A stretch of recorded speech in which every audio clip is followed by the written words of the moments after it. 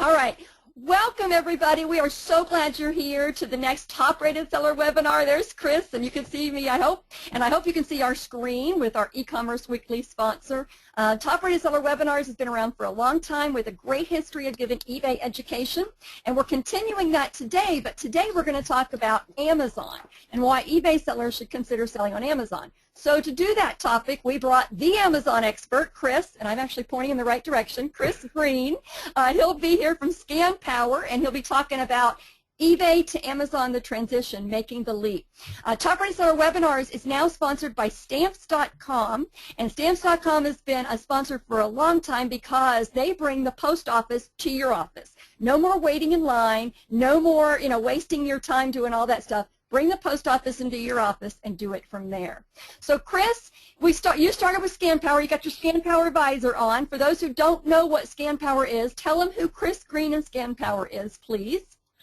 Well, guys, thanks so much for being here. My name is Chris Green. I think a lot of you guys may know me. If not, here's a brief intro because I want to make sure we have as much time for the show as possible. I started as an eBay seller back in the 90s, went from eBay to Amazon, kind of found a bottleneck in the FBA program that I was kind of a really early adopter on. Met up with a programmer, developed a program called FBA Power. It's later been renamed to ScanPower. We were the innovators and the kind of the leaders and third-party providers for FBA. We're the first ones to do many features. And then that's kind of been my focus. And since then, we have basically marketed our products with education. You may have seen my books on Amazon, or we do Spreecasts and YouTube, and we do webinars like these where we just want to educate sellers, get their questions answered, help them be better, and if they have some value they see out of our ScanPower products, like our mobile apps for scanning barcodes, listing programs for listing and repricing and labeling and creating shipments, bulk evaluation, wholesale lists from vendors, all kinds of things like that. That's what we do on the software side, and we help sellers on the marketing side. You can find everything that we offer at scanpower.com. You can email me anytime, chris@scanpower.com, and I'd be happy to help. Awesome. Okay, you heard the man. And because we talked earlier about the value of being at a live webinar, yes, this will be recorded, we promise. And the recording will be up, and it will get the questions and answers. Karen Locker in our chat room is a great moderator, does all the Q&A for us, so you won't be overlooked. If you have a question, look over on the right for the GoToWebinar control panel on your screen, and you can ask any question that you want. We'll make sure we get to it. Karen is going to help us with that because we have to stay on track, right, Chris? Because you've got another call coming up in about an hour and a half, all right? I do. I have a hard break. I have to hop at 2:30. Kat, if you want to keep it going, by all means, there's questions. You know all about eBay and Amazon just like I do, so. Oh, we could be here all day. Trust me, I told you this audience will keep you. Okay, so just to let you know, and set your expectations, we'll be here about an hour and a half. And if it's really a lot, maybe Kat can say a few more minutes. But an hour and a half is what we're trying for here.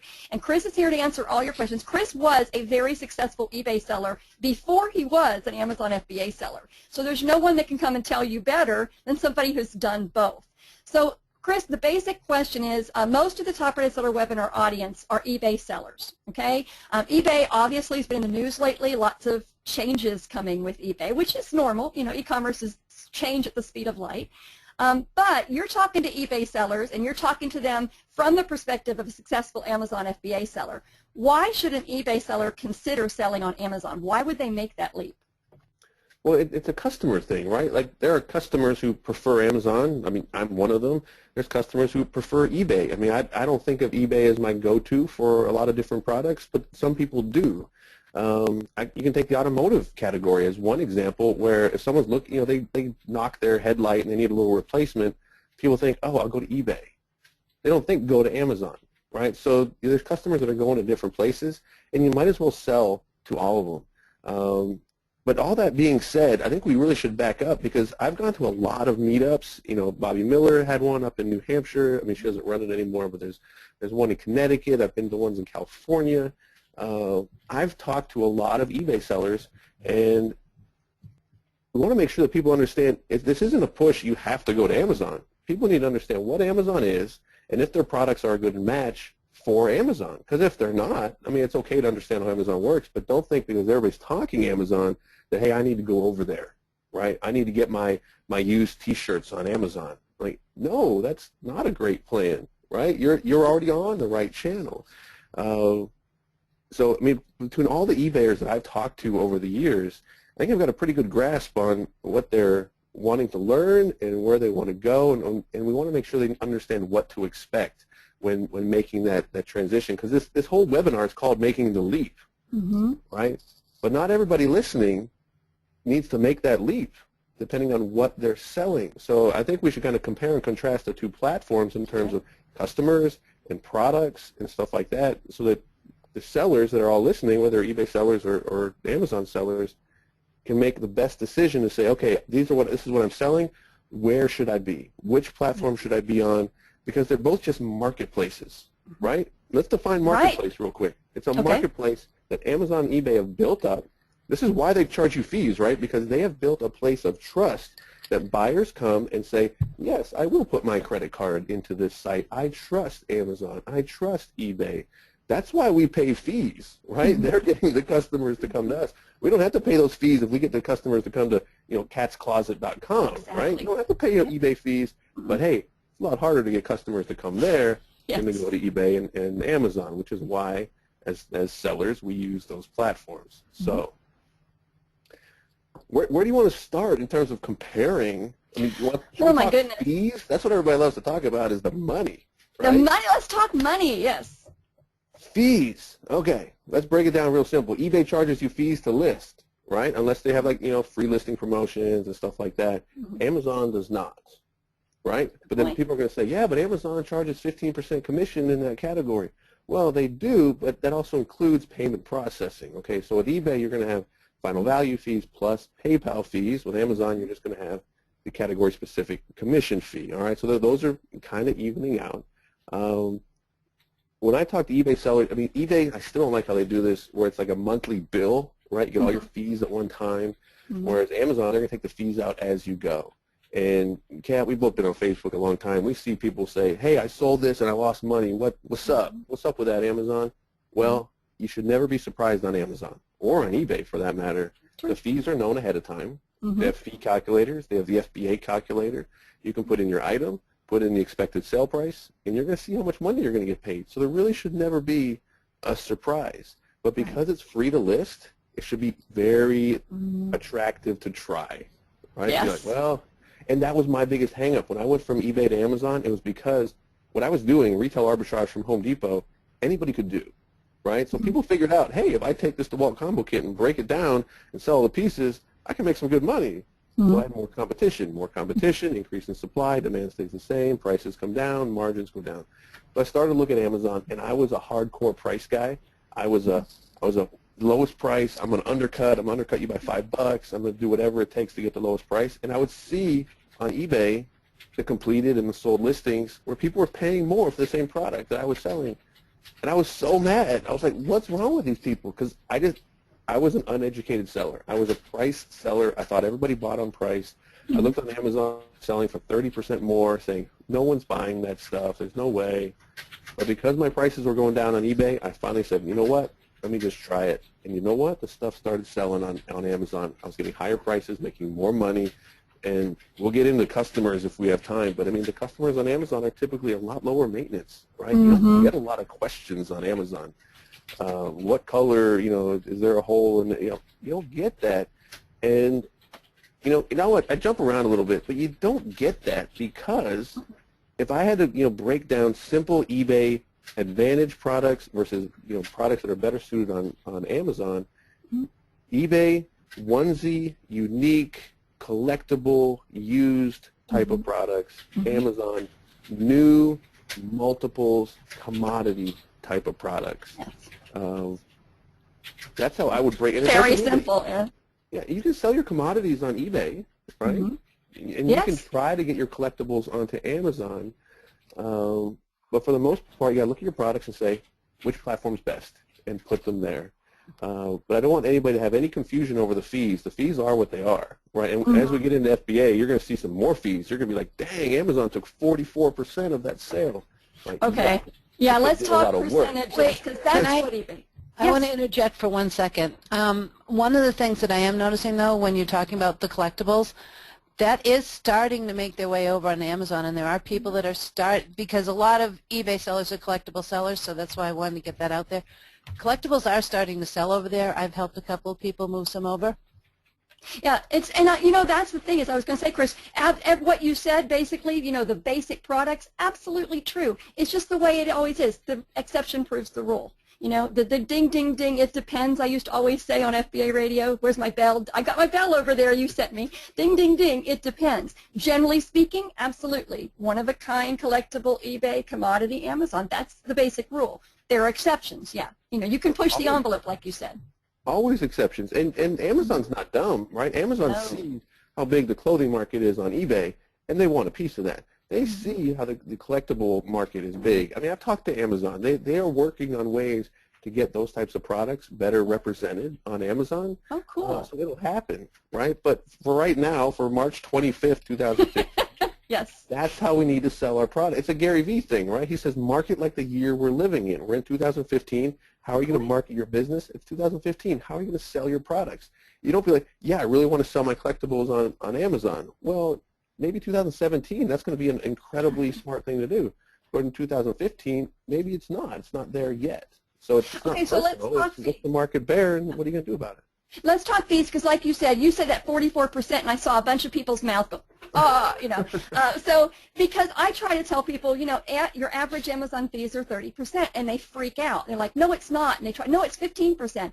But, when you consider all the fees, I like to figure 30%. But honestly, it's not that, well, eBay's only 7% and Amazon's 30%. That's not true, because you've got all your fees with eBay, and if you add your listing fee and all that. So, Chris, if I say Amazon takes 30%, what do you figure as an average, and how does that compare to eBay? I would probably estimate higher than that, just because I'd rather overestimate than under. Good point. And that percentage is going to be, and guys, if this goes over your head, mark it right down now to listen to the replay, okay? Audience, this is probably a great replay moment right here. Because that percentage is going to be very heavily weighted on your average sale price, meaning the FBA fee, we're getting the FBA, right? So definitely. 30 seconds Why on else FBA. do Amazon? Fulfillment by Amazon, meaning as a seller, we are preparing our items and sending them to Amazon's warehouse where they will store them and then pick, pack, and ship those items. And the benefit of that is not only that you don't do that work, all those items are eligible for Amazon's shipping programs, Prime, Free Super Saver shipping, all that stuff. Okay, so I'm guessing you guys have an FBA, pro seller webinar already, right? No, but we're going to get there. Okay. we're all eBay until today, so yay. We're going to do a big one, right? Whether it's me or Kat could do one just about FBA, because we don't want to waste the whole time talking about what is FBA today. But when you use the FBA program, you're going to have additional fees, because Amazon is not only storing, the storage is so cheap, right? If the storage makes or breaks your item, for Pete's sakes, get some better items. But they're going to charge you pick and pack. They're going to charge you weight-based. They're going to charge you to ship and fulfill that order, and that fee is going to go into your total percentage, total fees on that sale. So when you hear 44%, yeah, they're taking the category-specific commission. They're taking the variable closing rate, the 99 cents if you're not a pro seller, the pick, the pack, the weight-based handling. All that can add up. A lot of those are fixed or known ahead of time, right? Like variable would be weight based on the weight, but the weight is known ahead of time. The category-specific commission is going to be variable depending on the sale price, right? A higher price is going to have a higher percentage. The other ones are fixed, the pick, the pack, stuff like that. So because of that, a lower priced item, a $10 item, is going to have a higher percentage of fees, right? The total fees on that might be $4.50. There's your 45%. Now, if that same item sold for $100, the fee, the 15%, the category-specific commission is going to go up, but the others are not. So on that $100 sale, it might be down to 16% of your fee. Same fee, same item, right? The only difference is the sales price. So when you hear that percentage, it's really, we should actually try to find a 33% is kind of on a $30 price point.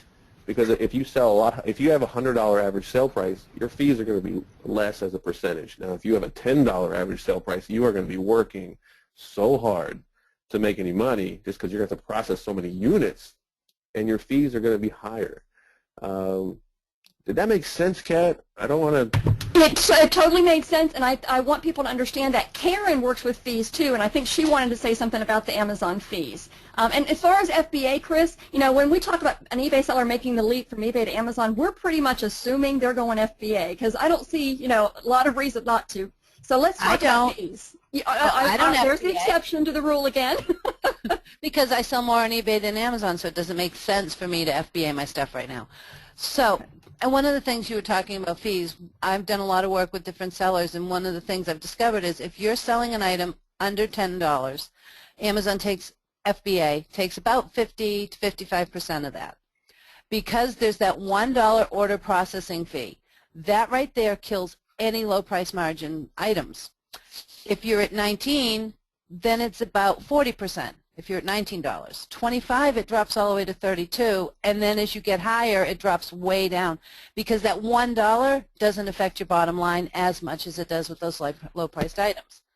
So when they talk about your average selling price being in the 25 and up, it's definitely, and that's just an average because different categories have different percentages, but that $1 order charge on those low-priced items will take your margin right out. Thank you for those specific numbers. That was really good to hear, wasn't it, Chris? So, Chris, when you talk about people needing to evaluate their products, about whether they go to Amazon or not, would you say that ASP, average selling price, is one of the things to evaluate? I would definitely include it, right? Because if you're selling lower priced items on eBay, does it make sense to do them on Amazon? There are going to be times where it does, and there's going to be times where it doesn't, right? Is it a one-off? You only have one of them. It's going to, you know, it's going to sell on eBay in like a few days anyway. Is there a point to putting it on Amazon? You know, people got to think, do I have multiples? What's the benefit? You know, is this customer looking for this product on a different platform? Are they likely to see it on eBay versus Amazon? That's what people have to do. And you know, we've been doing an eBay versus Amazon show, and it's more of a, everything comes back to item specific, right? Like we can't make generalized statements and say, yeah, you should be on Amazon, or all these products should always be on eBay. I mean, take a collectible CD, right? Like a very expensive, like a $200 type of CD, right? Are they looking on eBay or are they looking on Amazon? I'd probably say they're looking more on eBay, right? Because they're looking for collectible, right? And I don't want collectible to become this word that we're using for everything, but you know, it's a rare item. When I'm thinking a rare one-off, something specific that I might not be able to find, I'm thinking eBay, even though it might be sitting there on Amazon. And I'm guilty of going to eBay and buying and saying, oh, I bet I could have checked on Amazon. Amazon was cheaper, right? So, I mean, there's customers like me that go out and do that. But the fees, let's keep rocking fees because it's a big topic, and it's an important one because we don't want anybody here to lose money because they missed something. Now, when we're talking FBA, and I've had this comment so many times, right? They get their payout, a new seller gets a payout, and they sold like $4,000 worth of stuff, and they look at their payout and they say, Amazon took $1,600 of my $4,000. If I had just sold it all myself, I would have made that much more money. And I like shake my head. I'm like, no, that is not what would happen, because that $4,000 in sales is, I don't want to say inflated or artificially high, but it is higher than it would be if you did merchant fulfilled because you are getting a higher price by using FBA, right? That $20 item that you're selling with $5 shipping, you got $25 for it, right? So that $4,000 has been bumped up because you're using FBA, and those fees, you know, some of that is being taken out in those fees. Amazon's charging you for that fulfillment. But the big one, and this is if I could recommend FBA for any other reason, it would be because you don't have to do the work, right? You can say, Amazon took so much money. Yeah, they shipped 400 boxes, right? 400 boxes that you didn't have to ship. That's the difference. People forget the value of their time, their effort, and opportunity cost, right? What else could you have done to make money during those, however long it takes? I mean, I could probably do 400 boxes in, it would take all day. At least, it would take a day. That's a lot. Karen says she's still getting questions about FBA, so we've got to go back to that again, Chris. FBA fulfilled by Amazon for you eBay sellers, instead of sending 400 boxes a day, which would be physically impossible for very long anyway, you send all those 400 items in boxes to the Amazon Fulfillment Center. They store the items, they pull, pack, and ship the items. They ship the 400 boxes a day to your customer. That's fulfillment by Amazon. And they Right. charge for that with the fees. I will pay them. I mean, here's a secret. I've said this so many times. FBA, Amazon could raise their fees, and I would still use them, right? Like, don't tell Amazon. Anybody. I am getting more out of this relationship than they are, okay? And if the fees go up, guess what? Prices go up, right? Like, it's like, and that's the thing. I think it's an eBay mentality of, oh, I'm paying fees. Oh, I can't believe how many fees I have to pay on eBay. Guys, it's harder to break it down when you get that monthly eBay fee bill versus, okay, on Amazon, it's like a line item. Okay, I see how this is working. Buyers pay fees. If you're not making money or your margins aren't right on these items, you have to raise your prices. That's about it, because buyers pay fees, buyers pay shipping, buyers pay storage, buyers pay all this stuff. It all needs to be built into your business model. And I think it's a great, I got another list right here. I think a lot of eBay sellers, and I don't want to overgeneralize, so guys, don't think I'm talking. We know it depends, guys. We got it. 105 people. I think a lot of eBay sellers treat their eBay business like a hobby, which is fine. It may be a hobby for some people.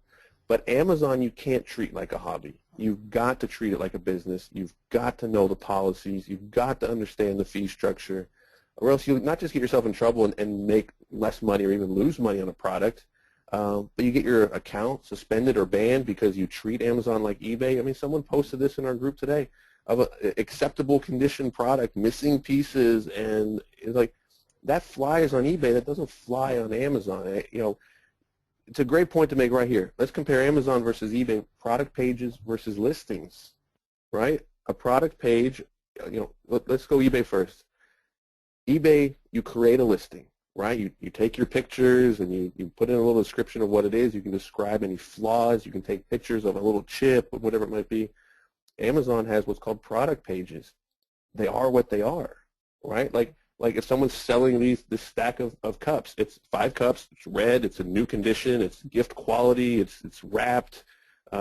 It is what it is. There's not a lot to say about it, right? You can't say, well, I guess I had 6 here. Oh, there's only 5, or like there's 5 and one's kind of crushed. You put that in the notes and put that on Amazon.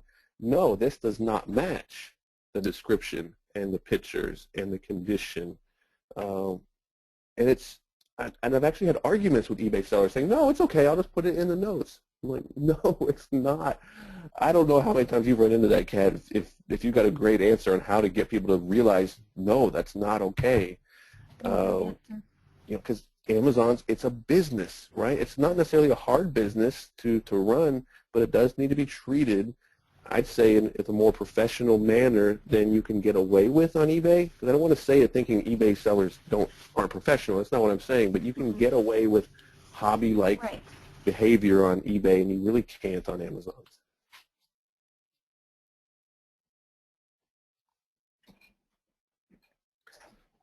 I go too far on that one. Kat, did we lose you? Oh, well, I'm talking with my hands, so you can tell I'm trying to talk, right? How do you gag an Italian? Tie their hands behind their back. Okay, so... Oh, I can't see Kat. I don't have any cameras here. So. Well, anyway, just keep talking in the mirror, and you're doing great, Chris. Keep looking at the camera. But I don't have a great answer, what you said about for eBay sellers, but I have heard it said this way, and I love it, is that eBay will allow you to provide a poor customer experience. Eventually they'll get rid of you, but it happens, and they allow it. Amazon... If you make, that's all about the customer. If you make that customer unhappy for any reason, they have no reason to keep you because there's 10 other sellers wanting to take their spot. So, yeah. Thank you for telling me I was quiet. I can't see if you were talking. I can't even see my camera, which I normally look at like I'm talking to myself. So it's a little different this time.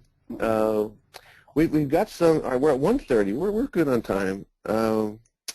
I've got some big topics that I want to make sure we get in. And there's a lot of little topics. I want to, the people that are here, I want to give you guys enough credit. You guys can do Amazon, okay? I don't want people to think Amazon. I've met people who are like, I have 3 years I've been waiting to get on Amazon. I'm like, well, why? Well, I'm used to eBay. And Kat, I don't know if you had time to go into, the psychology of being like your comfort zone. Yes, please go for it, Chris. Tell them. I don't want to be mean, guys. I have gone to lots of eBay meetups between Anaheim, Las Vegas, Connecticut, Massachusetts, Rhode Island, New Hampshire, Pennsylvania. We'll be in Baltimore next month. SCO events. I mean, there's still eBay sellers there. I've met a lot of you guys who think eBay is too complicated or Amazon's too complicated, or next year I'll get into Amazon. And I get it. We're like, you don't want to learn something new because you're like, oh, I don't want to like take the time. I don't want to make the mistakes. And you know, it's a human nature kind of thing. If you don't want to like, you know, it's something change, or they think I can't do it, right? Like I can't learn something new. I'm like, you know, 53 years old. I don't know. I'm good at eBay. Well, if you're good at eBay and you're crushing it, then by all means just keep crushing it, right? But if you're listening to this, there's probably a reason you're thinking, I've heard so much about this Amazon. I see the screenshots people are putting up, which is kind of a double-edged sword, right? You're happy for someone who got a, you know, $85,000 payout, but you also think, oh, I can never get there, and it's discouraging. So I don't want you guys to be discouraged. Anybody can get there. Amazon is a great place to go small or big. You do not have to wait until you have $85,000 worth of inventory to send it in. You can send in a single item to FBA when you're using Amazon. But we all learned eBay, right? Like eBay's not that old. We all learned that. We can all learn Amazon. And it's never been easier to earn Amazon between all the courses that are out there. I mean, Kat, you've got courses, you've got your own stuff and videos and weekly radio shows and all this stuff. There's groups. It's never been easier to find other sellers to online or to meet in person. If you have questions, get them answered. If not, here's the mean part, like, stop talking about it, right? Like, it's not going to do us all any good. And, yeah, next year I'm going to get on Amazon. You know, that's a little tough love to say, guys, it has never been easier to learn something new. In the history of time, it's never been easier. So whatever you want to learn, figure it out. If you can't find a course or someone who will, like, you know, just network with you, pay somebody, right? Pay somebody for their time. Find a successful seller, and you've got to make the relationship worth it. You can't just be like, hey, successful seller, take 12 hours out of your week and train me for fun. Probably not going to happen. But if you say, I will pay you to be your apprentice for 3 days, you know what, they might take you up on that. There's no shortage of idea. I love that, and I so agree with you. It's never been easier. And, you know, don't let it hold you back. I just want to echo Chris. He's got a great point there. I want to make sure you guys heard it. You can do this. If you have been on eBay and you have figured out eBay changes every week. There's a new rule, a new regulation, feedback changes. You guys have adapted to that. You have been successful with or in spite of all of those changes. Even if your sales are down now, that's not you. Those are situations and what's happening on eBay. But you were successful. You know how to do that on eBay. You can do Amazon. We talked about how professional it was, not to scare you, to educate you. Know what you're getting into, but you can do this. If you can do eBay and figure out how it changes every other day, you can do Amazon, right, Chris? You really can, and I think there is this like stigma of, oh, it's Amazon, it's professional, it's business, I can't figure that, I can't commit that much time to it. You've been selling on FBA. When you really break it down, okay, I'm going to take my phone, I'm going to scan some barcodes, no problem. I got some products to list, I'm going to put them in, and I'm going to put labels on them, and put them in the box, and drop it off with UPS. And, oh, I just sold something. Like, that's really it, right? Like, let's not make, I mean, it's the what you need to know that is the complicated part, to understand policies and hazmat and oversize and what you shouldn't send in, and the importance of responding to customer emails in a timely fashion, and how to keep your metrics up, and collecting sales tax, and those are all the little things, but those aren't even time-sensitive things, right? Like, oh, I got to do my tax, I'll do it tomorrow. You can do that, right? You're not treating it like a hobby to say, I'll do my taxes tomorrow.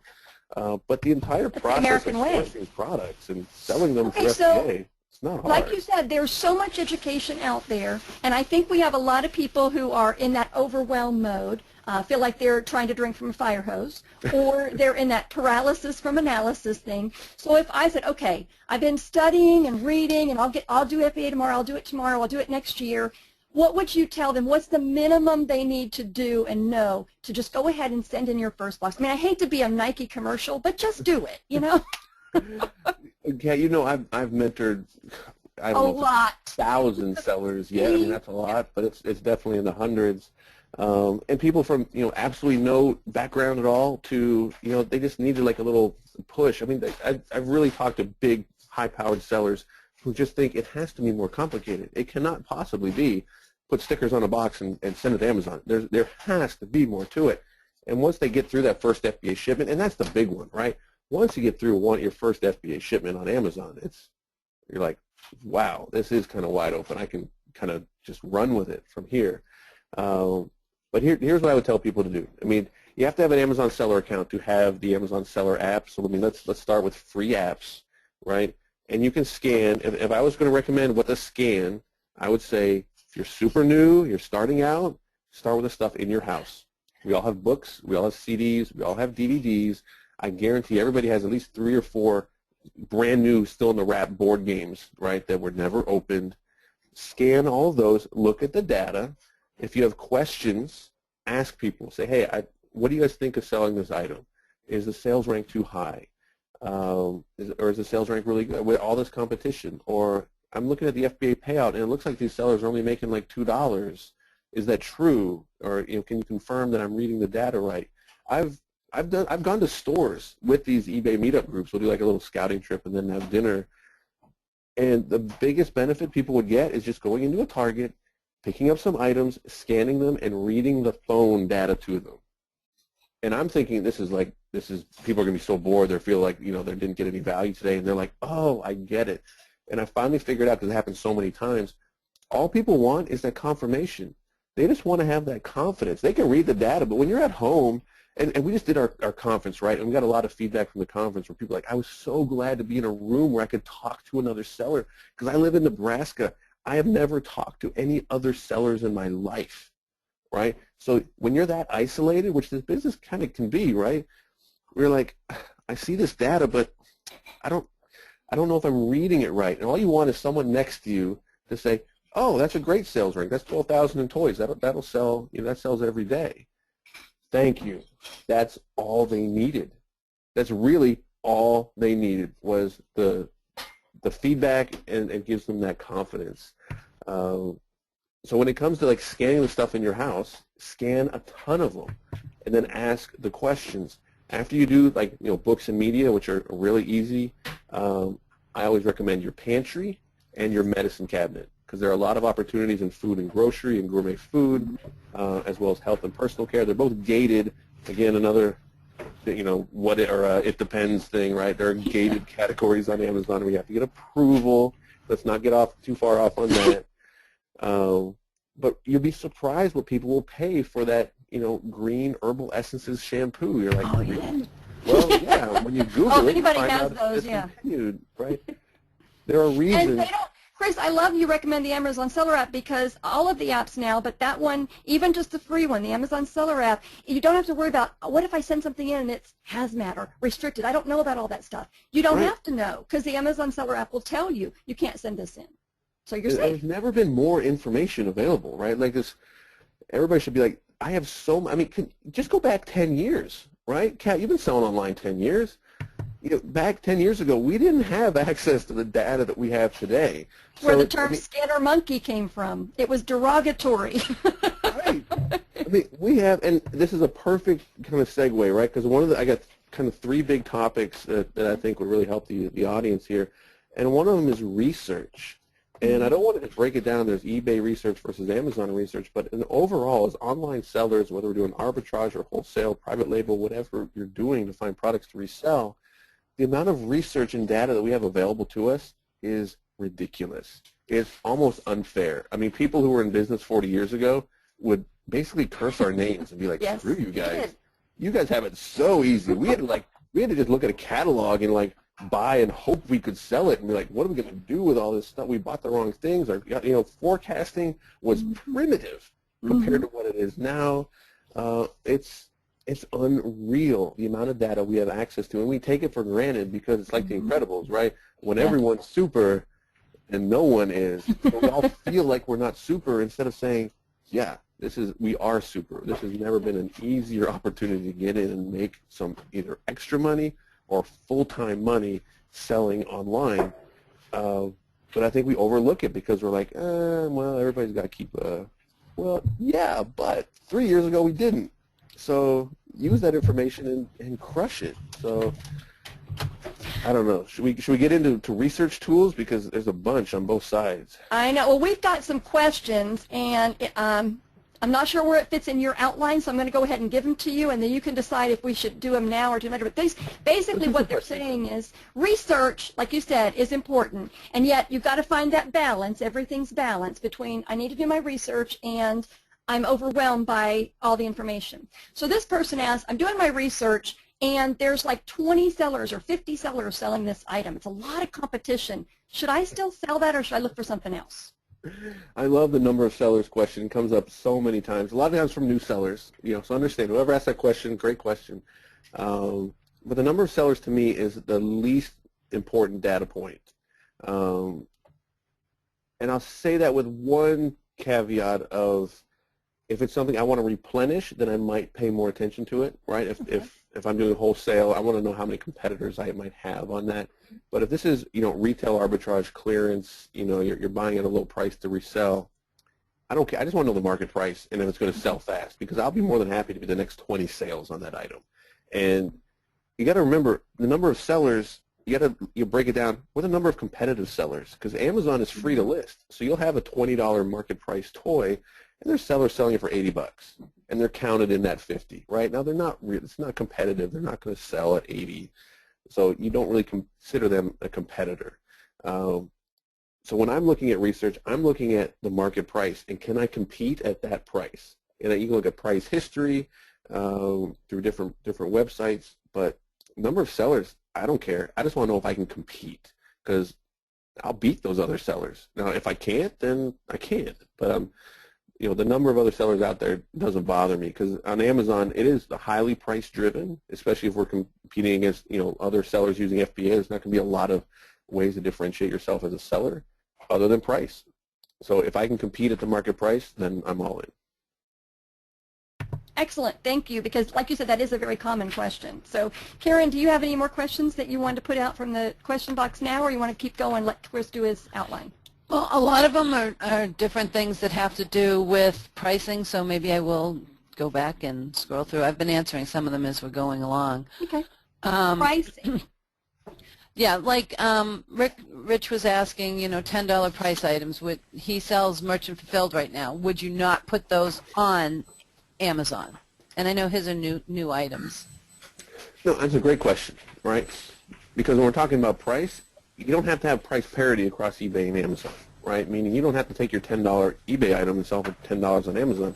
Sell for whatever you want. Sell for the price that you need to get to make your profit, right? So maybe you sell that $10 item for $14 on Amazon, right? Maybe you merchant fulfill it because it's lightweight and the FBA fee structure simply doesn't make sense. Or you say, you know what, I'll list it both ways because I have my international customers and my FBA export isn't going to hit, and I'll sell it for this price merchant fulfilled and this price FBA. But you set the price, and you know what the fees are going to be. There's going to be no surprises, right? That should be like someone should write an article called "No Surprises" for FBA and Amazon and eBay as well. You set your price, and keep in mind that the Amazon customer generally will pay more than the eBay customer. A $12 item on eBay, $15 on Amazon. I wouldn't even flinch at that. And but look at the fee structure. But don't think you have a $10 item, right? Like the market will set the price, and if you can get a higher price on Amazon, by all means, go for it. Hey, Chris, Don't lose money just because you feel it's a $10 item, right? Like, list it where you'd have to be to make a profit, to where you wouldn't, if it was lower, you wouldn't bother with it. Don't ever be mad at a sale. Be like, oh, sold another one of those $10 items, just lost $2. Well, stop doing that, right? Okay, so here's one for you, Chris. Wayne wants to know, do you purchase your items from a vendor, then ship them to Amazon or FBA, or do you have Amazon buy your items from their vendors? So I think that we need to explain a little bit of how Amazon gets the products, how sellers get their products.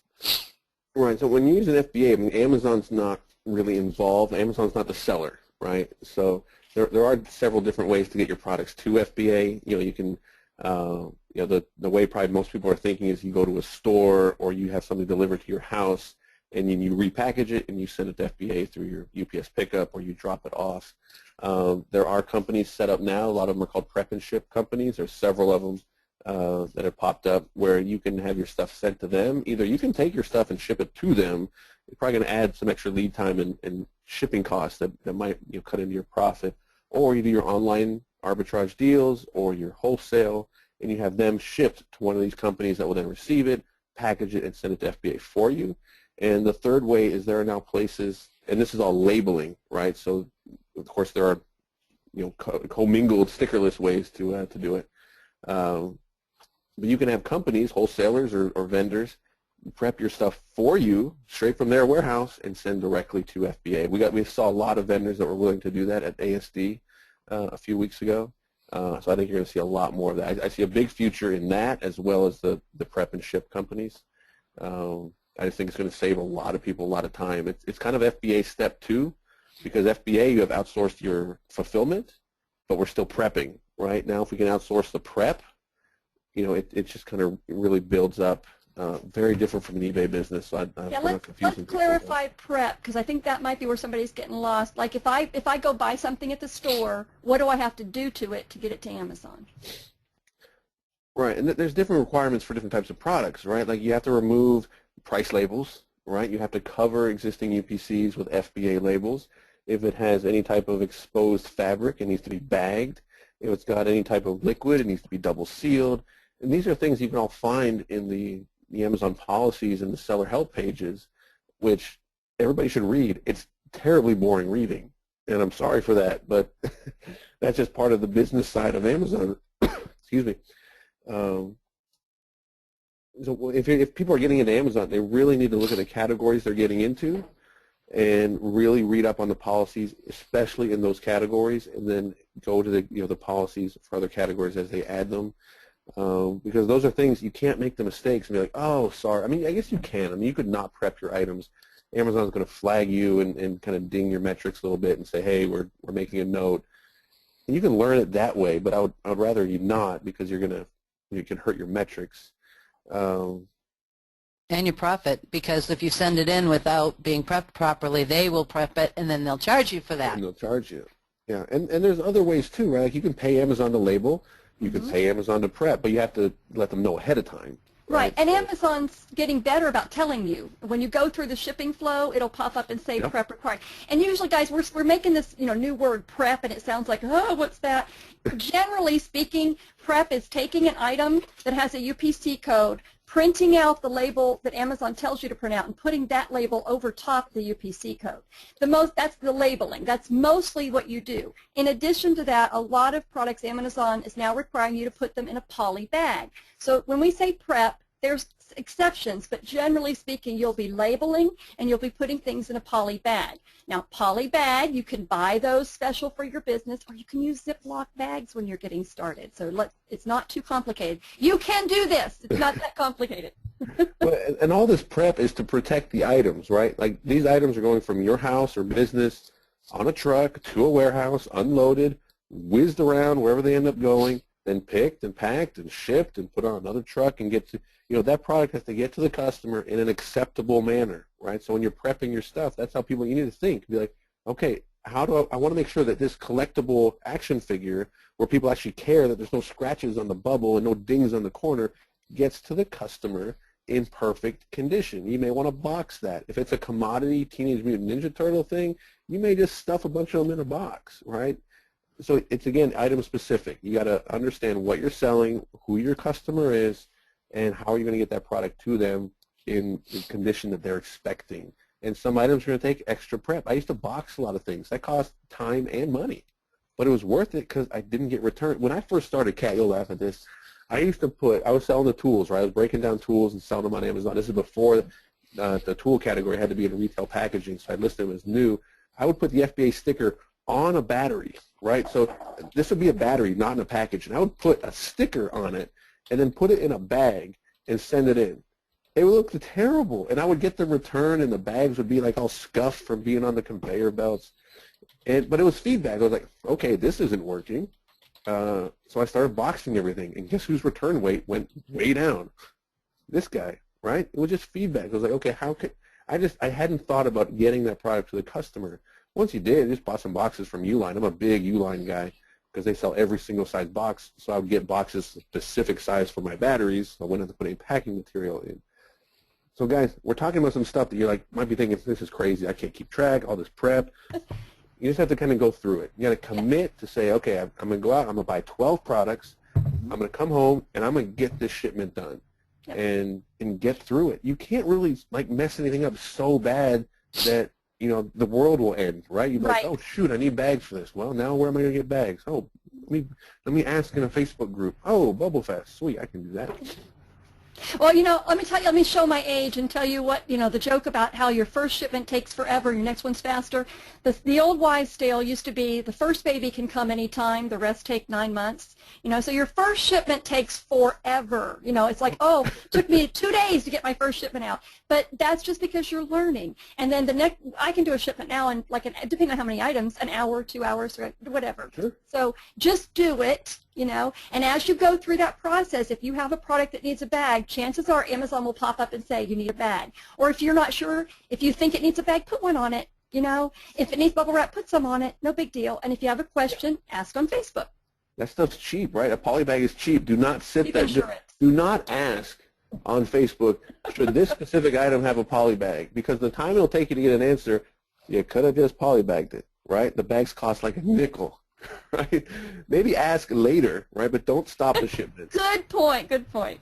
Get it done. But it's a commitment thing. And if we need, I hate to go all the way down, have a support group, and maybe we'll make T-shirts and say I got through my first FBA shipment.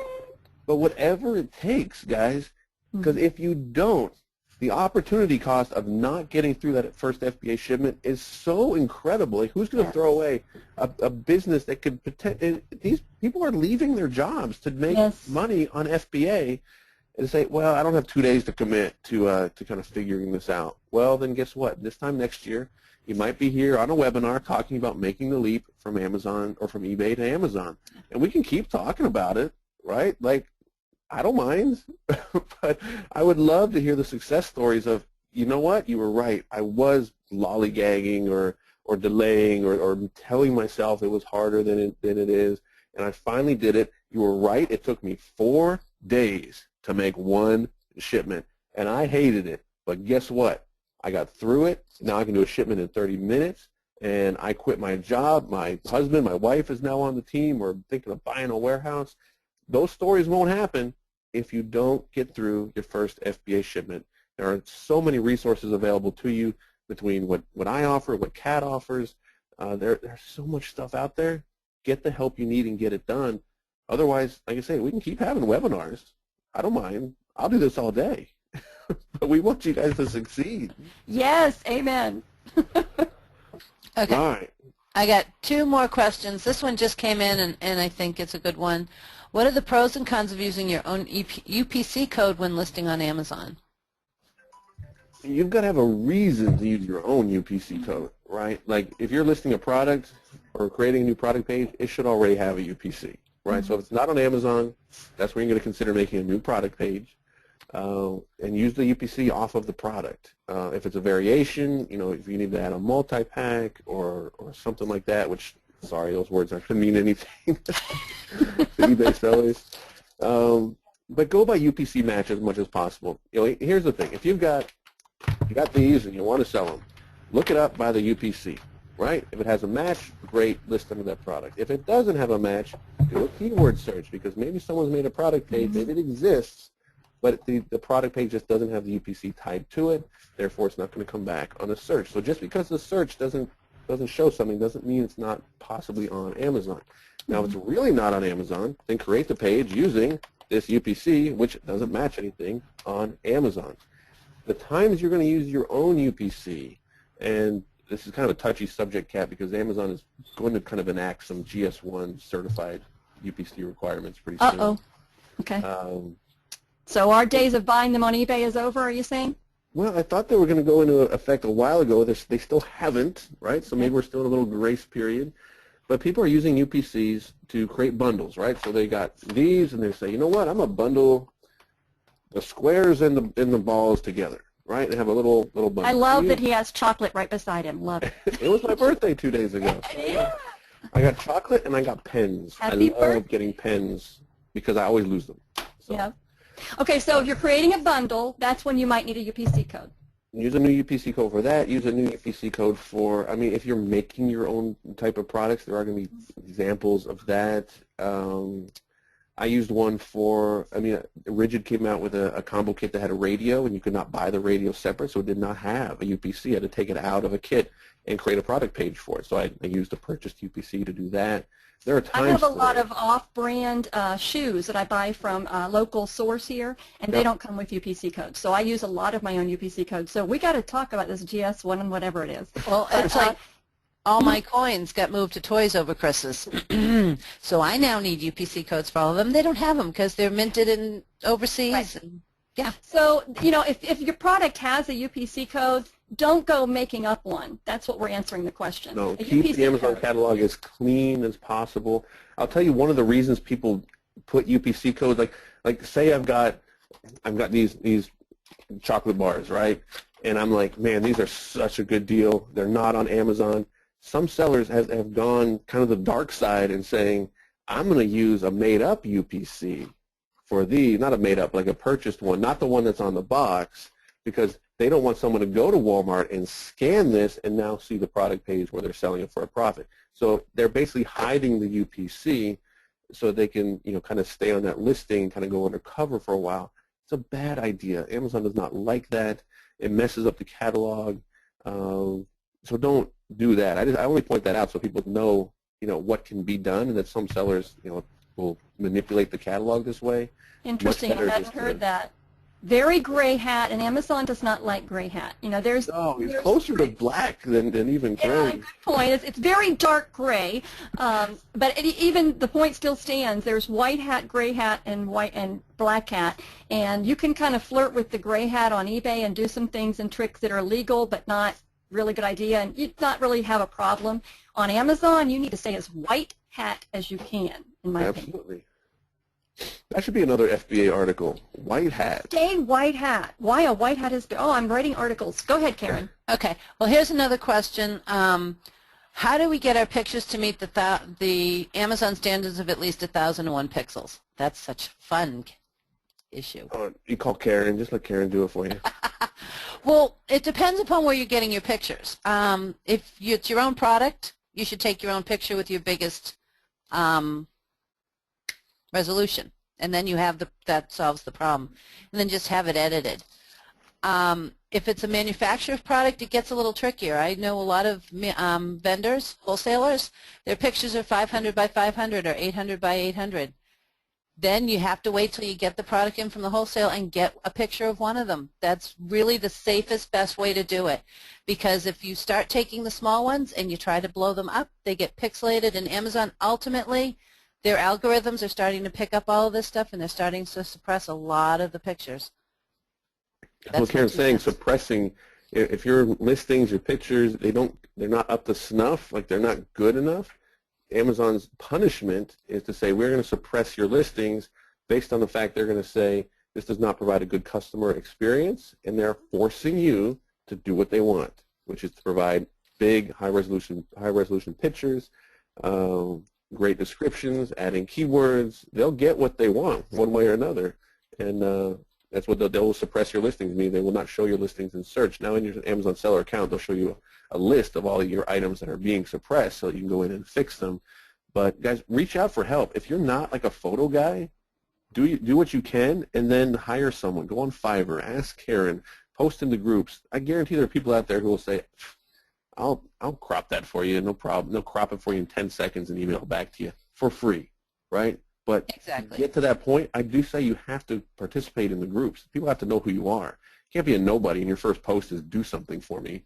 You know, it doesn't work that way. But if you answer 3 people's questions a week for a month, guess what? People are going to say, yeah, that guy's cool. He like helps out. I'll totally resize a picture for him.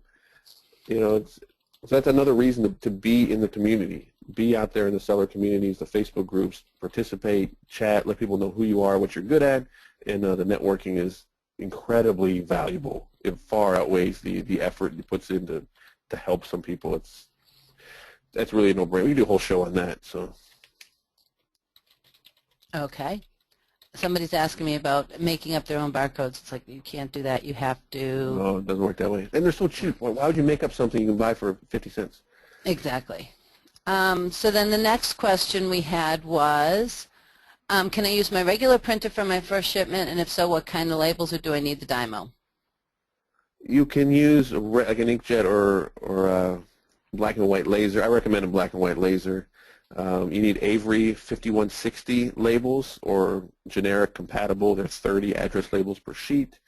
I used to know the size of them. But yeah, it's just Avery 5160. They're 2 by 3, I think. I think they're 2 inch by around 2 inch by 3 inch. No, they're narrower than that. Are they? They're just, it doesn't matter. they're 30 on page, and just think of address label size. If you're trying to picture it in your head, is the size of an address label, a return address label. 5160 is the number you need. Just Googling 5160 will even come up with the generics. True. But yeah, you need some labels. I mean, you can go super rock bottom cheap, and I've seen people cut out paper and tape them on. I think that's an incredible waste of your time when a label costs you a penny. But you do need some supplies for FBA. But you need supplies for eBay as well, shipping boxes and tape and labels and paper and printer.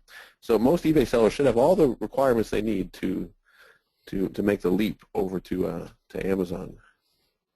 Okay. Now here's the next question. How do you know they're suppressing your listings? You'll see it in your Seller Central account. You'll have a whole list of suppressed listings.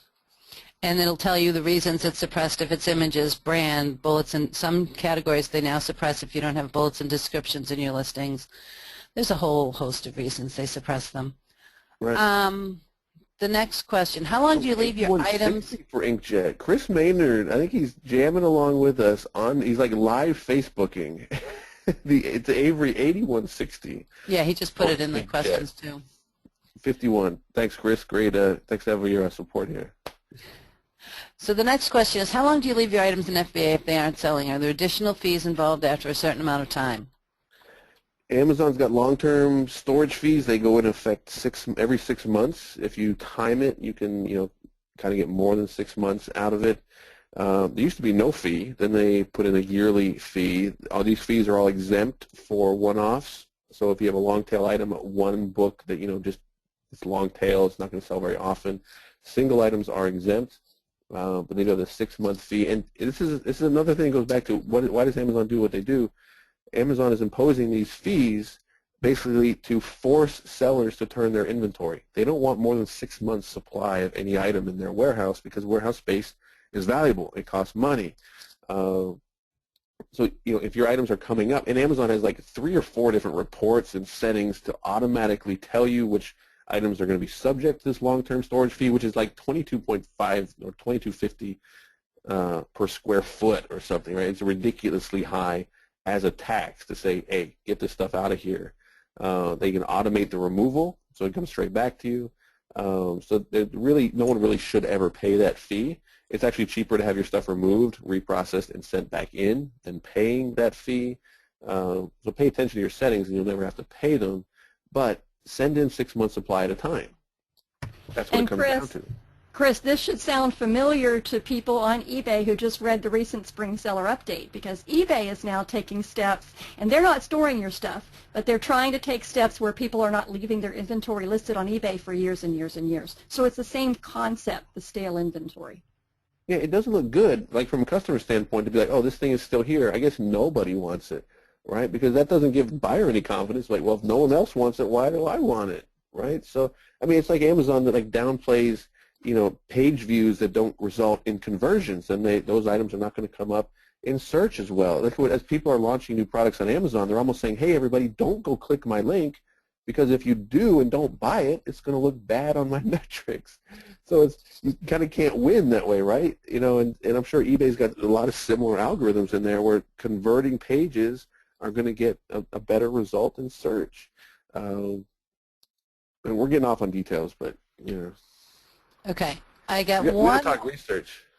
I know, but I got one more question, and because we're talking about making the leap from eBay to Amazon, one of the questions that somebody's been asking is, aren't you doing double listing work if you move some of your products from eBay to Amazon, and how are some of the ways you can do that? I mean, I don't know if there are any services that, and Kat, you might know this, that will automatically take your eBay listings and put them on Amazon. It's something we've talked about doing at ScanPower. But I don't want people to think this is extra work, right? You got to take that item that's on eBay and be like, you know what, is this better suited on Amazon? If it is, get it on Amazon. If you've got multiple quantities, then by all means get some of those on Amazon. You know, the chances that you double sell and won't be able to fulfill orders will be very small. But I mean, listing on Amazon, I mean, Kat, back me up on this. It's a find the product page, sell it. Push the How many do you button. have? 2. What's the price? 15. What's your condition? New. Click. Ding, ding, ding. It's so much easier. And Karen actually is one of those services that takes your stuff from one place, a marketplace, to the other. And don't, like Chris said, I'm backing him up. It's not about double work. It's about taking the same product and maybe selling twice as many because you're exposing it to 2 marketplaces. Incremental. And there's incremental sales, what we're talking about. Exactly. And there's a variety of ways. I mean, there's multi-channel inventory places now where you can import your inventory from one place, tweak it a little, send it out. You know, they all have their bugs. You can hire a VA, you can hire somebody else to do it, you can use Amazon's flat files to do it because their spreadsheets make it a lot easier because it's certain columns, it's not going through all those pages and tabs. You can hire Karen. Yeah, you can hire me. There's a whole lot of ways you can do it. And it doesn't need to be double your time. And there are software out there. From what I know right now, Vendio is saying they do it. Haven't had much success with them. There's a company called SureDone. There's Tiaplix. And I'm sure there's several others that are working in that space. Stitch will do it. Sellbrite will do it.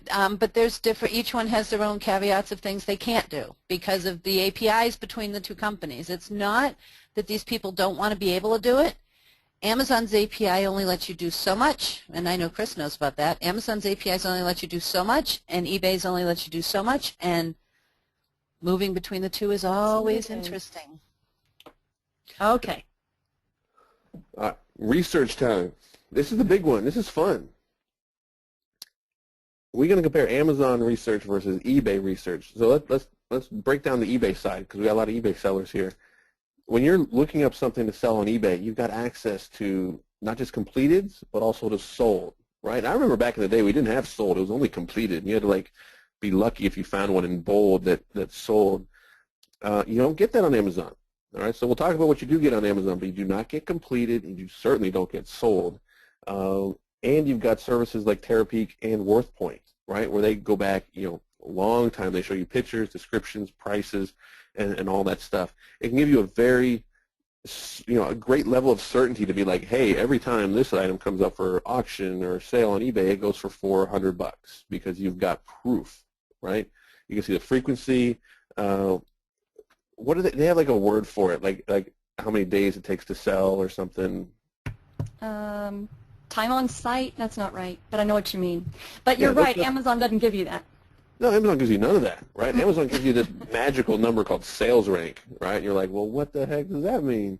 What do you mean sales rank? Does that mean it's ranked number 100, so there are 99 items that are selling better than this item? Or this one's ranked 1,000,000, so there's 999,000 items that are selling better? Like, what does better mean, right? By the time you get into high rank, it's better is kind of a subjective term.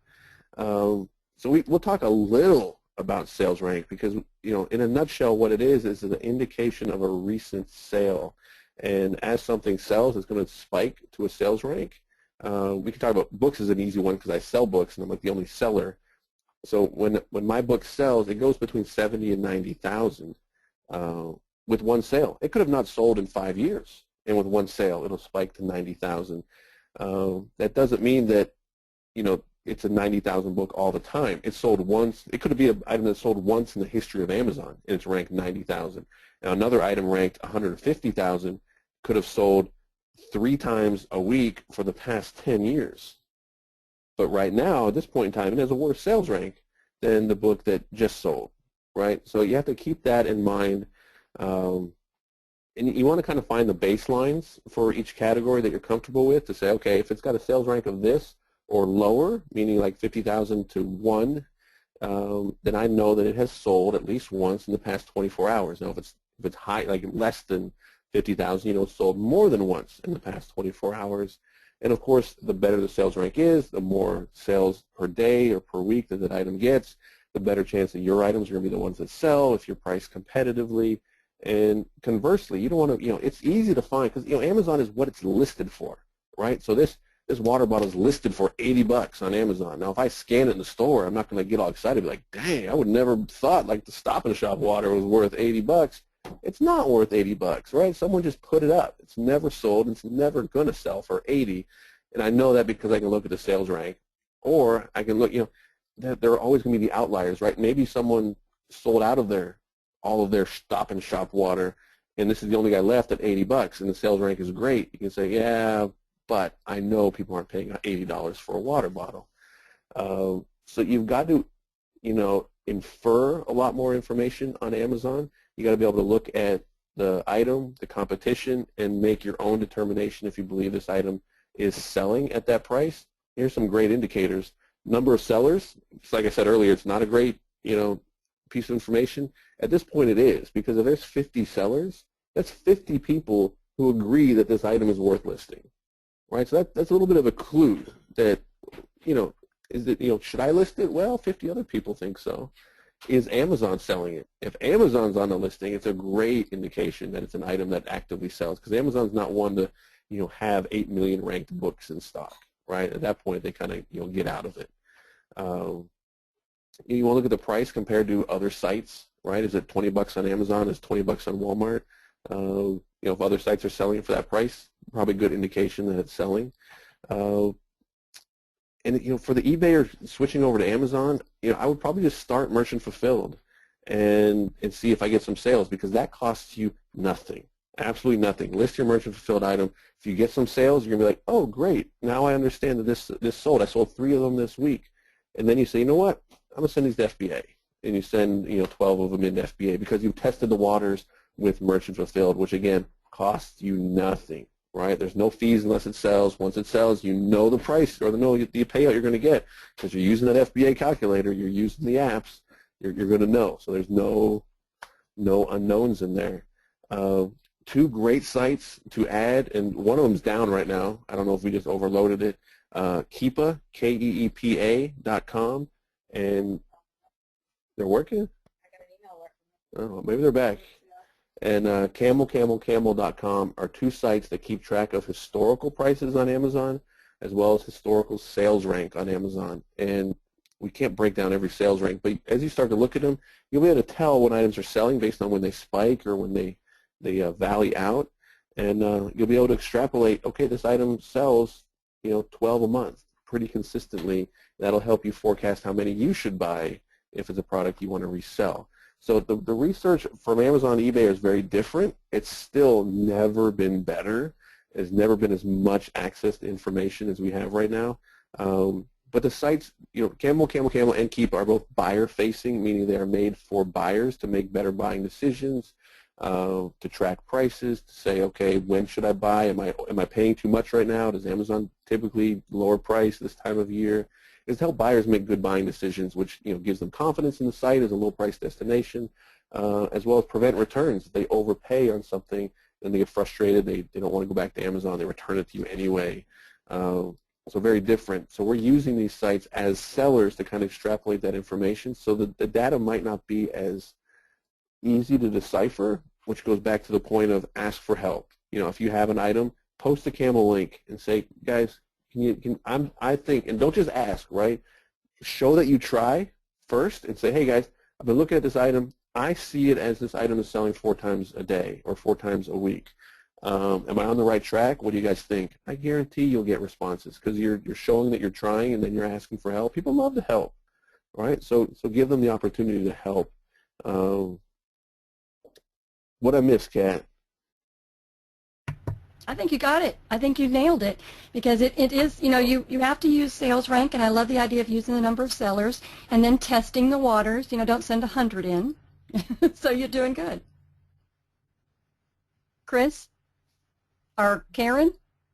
Karen gave me a 20-minute warning. I missed your question. I said you did great. 20 minutes.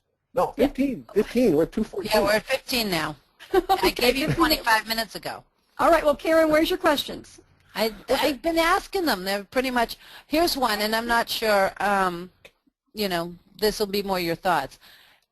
This is from Wayne. On eBay, we're warned not to sell our eBay listed items outside of eBay. How does eBay get around the fact that their eBay seller is selling the same item on Amazon at the exact same time? That's a great question, and there are some policy rules about price parity and you know, listing on one site and then on another. And to be honest, I mean, if I got to give, you know, advice, I got to go by the rule book, right? So you got to like go by the rules. But I can tell you in practicality and experience, I have never heard of either eBay or Amazon contacting a seller, making a fuss, you know, having any type of, you know, sanctions or anything. And I've done it myself because I'm playing to each market. I had tools at FBA, and if we have time, we'll talk multi-channel fulfillment. So they're sitting in multi-channel fulfillment, and I'm listing them at FBA on Amazon and on eBay. And some items sold at a higher price on eBay than on Amazon, and some items sold at a higher price on Amazon than eBay. And you know what? I'm just going to list that way until, you know, eBay or Amazon comes in and says, hey, we've noticed you're selling your laundry baskets for $5 less on Amazon. You know, I don't think they're going after that. Usually rules and policies like that are really designed to go after abusers. So it would, you know, I could see them going after someone who lists on eBay for $500 for a laundry basket, and it's $20 on Amazon, and they're somehow marketing it to be like, look how awesome our laundry basket. They want $500 on eBay. We're so cheap over here on Amazon. That's a type of abuse I think they would actually go against. If you're $5, $10, $20 different, just because that's what the markets will bear on the different marketplaces. Like I say, I have never even heard, and I know a lot of sellers.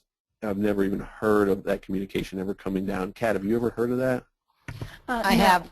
Karen, you have? Good. Tell us. Wow.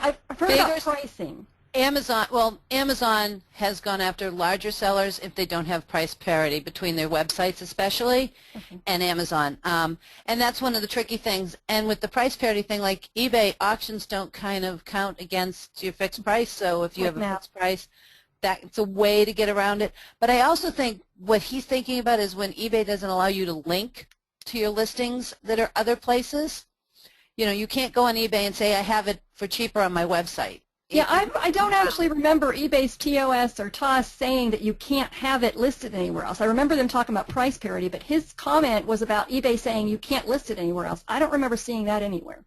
Yeah, I don't think the tricky thing with listing across multiple platforms is if it's a one-of, because you've got to be very careful that you don't but I don't oversell. I don't remember seeing that.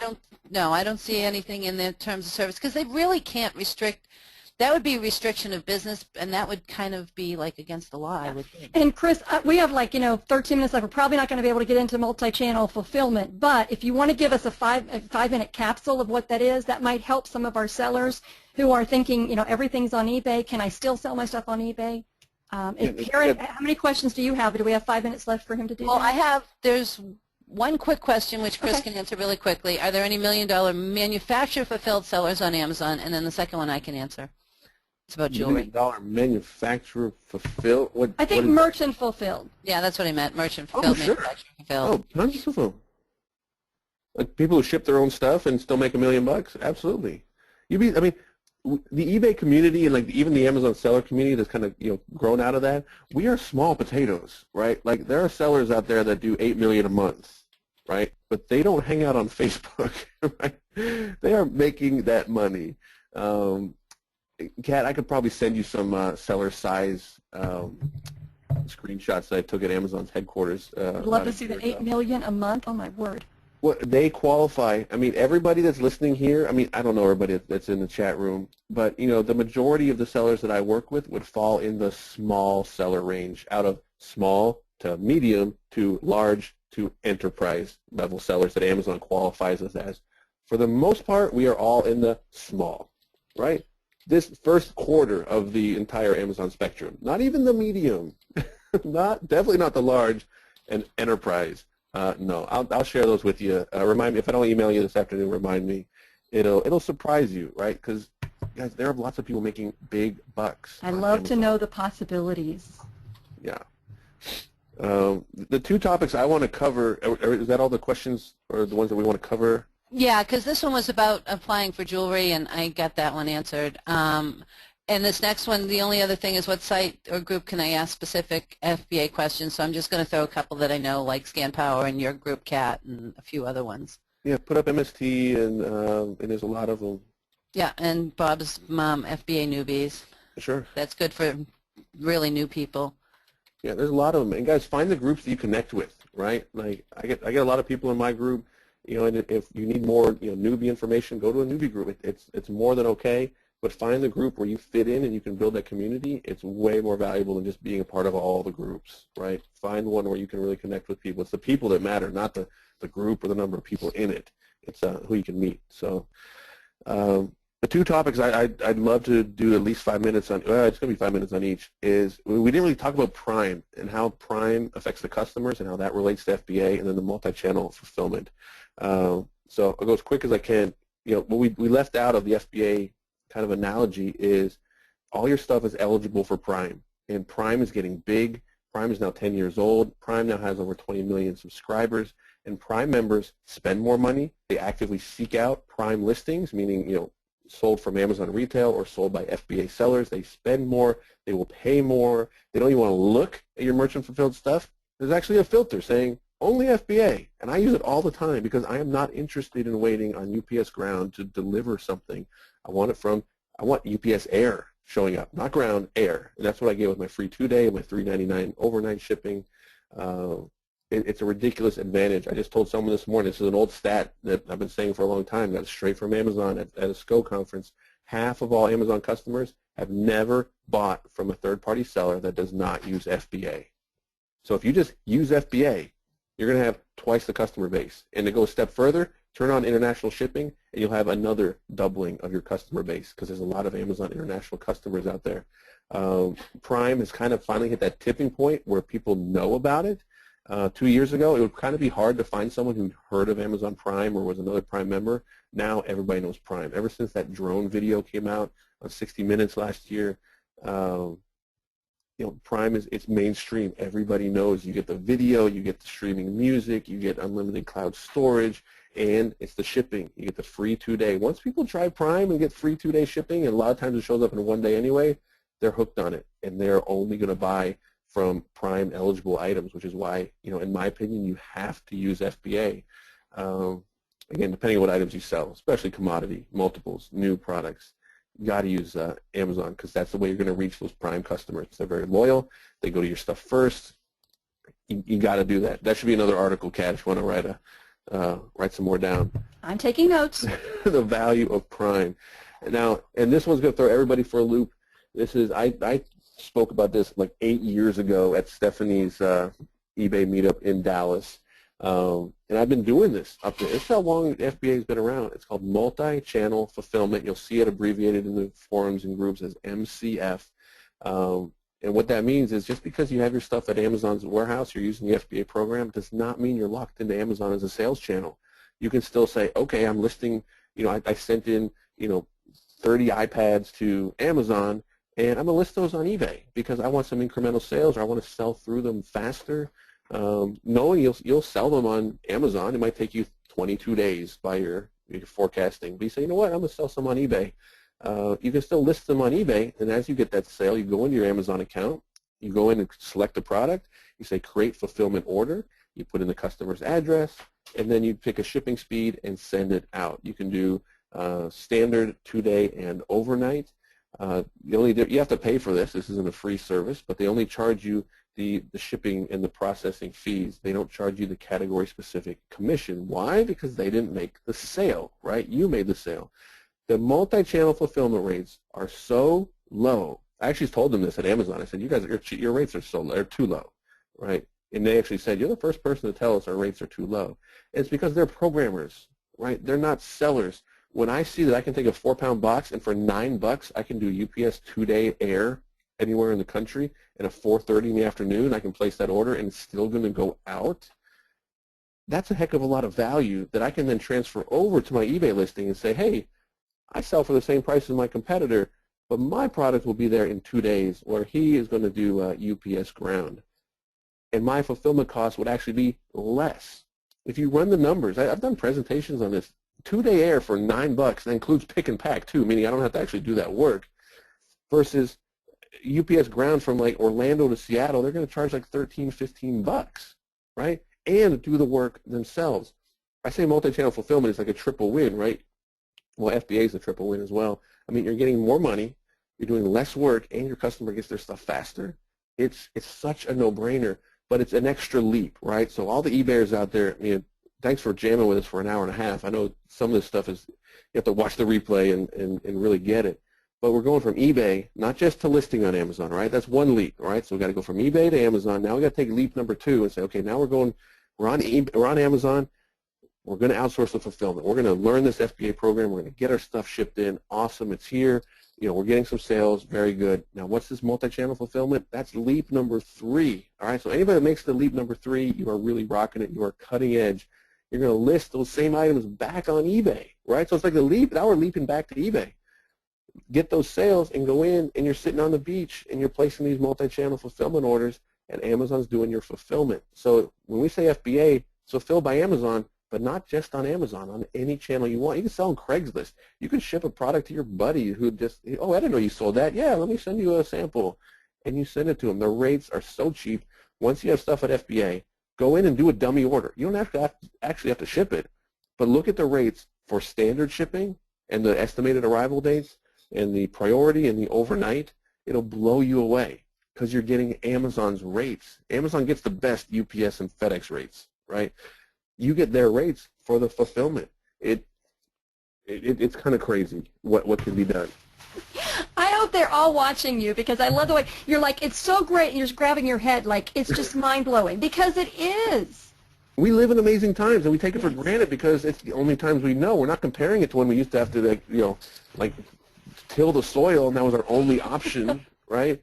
Yeah. Like, we have options, but we take it for granted. Like, oh, yeah, that sounds hard. It's not. I mean, if you need help, I mean, there are videos all over. I mean, we can even make more to say, here's a 30-second video how to make a multi-channel fulfillment order. Done. Right? Yep, and I think I have one of those on my YouTube channel. All right, Karen, any last questions for our 3-minute warning? Because that was a lot of info. We covered a lot, guys. I'm going to just do the last question. Last question for the 3-minute warning. There's a couple of other questions that I've answered, which I can move over to our Facebook group and whatever. So the last question is: this person is a merchant fulfilled seller and wants to try out FBA. What's a good investment to start with? 500, 5,000? I don't even think it has to be dollar-wise. You've already got the product, right? Yeah, try converting it. You just need to convert it. I would take 12 to 20 items and convert them, right? You go through the process, pick your items. You're already merchant fulfilled on Amazon. Pick them. It's going to take you to a screen that says, do you want to convert and send inventory? You say yes. Again, this is the first time you go through this process. It's going to be the worst. I say it all the time. First is worst, right? But get over it.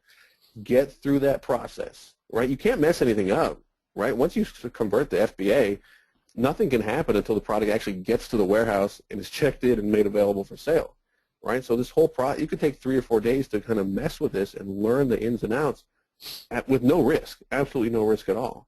Then send it in. And here's the best part about this, right? Say your experiment fails and you pick the wrong items to send in, or you priced your items wrong and you can't make money at the market price.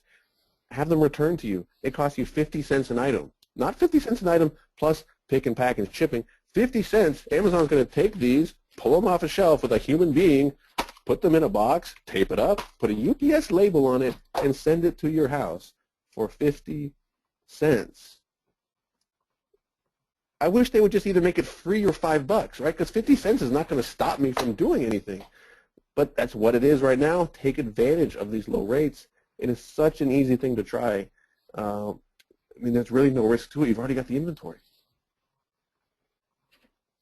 And here's the final question, and then, Kat, you probably need to do the wrap-up because Chris has the hard stop. Can you multi-channel fulfill items that are not suitable to sell on Amazon, like used clothing? Technically, you could.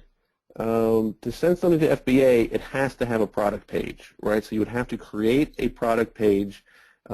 This is the one rule that Amazon actually hacks their own rule system. It's even in their policies saying if you don't want your product to show on Amazon, set your release date in the future by like 10 years, right? So I mean, that's not even a hack. That's in Amazon's policies. So could you, and I have to add this as well. You have to be approved in the category, right? So you cannot send in T-shirts that you want to for multi-channel fulfill on eBay if you're not approved in clothing. So get approved. Karen can help you get approved in these categories. So you do have to be approved. It does have to have a product page, but you can hide it from Amazon or from Amazon customers, meaning it won't show, so you can still sell it on eBay with multi-channel fulfillment. So you can still outsource your fulfillment process for items that are not going to be on Amazon that way. Unless it's used clothing like he was asking about, because you can't create a product page with used clothing. So Amazon will give you a hard stop there. Technically, I mean, I wouldn't rat someone out if they hacked around that, meaning they made like a fake product page in the clothing category being approved in clothing, and they use that to, I mean, but it's just for one T-shirt. I mean, like if you have like, you bought 80 of some closeout tiki shirt, maybe, but I would not mess with this over one T-shirt, right? That's where you have to weigh it back and forth. Exactly. Yeah, there are ways to hack it. I just simply wouldn't for the one shirt. Like, what are you saving? It's not worth it. Okay, and it is now 2:30, Kat, so if you want to do the wrap-up. Yes, and guys, if you enjoyed this webinar and you want to see future Top Rated Seller webinars, please make sure you're on our Facebook group. Just go to Facebook group and search Top Rated Seller webinars. Join the group.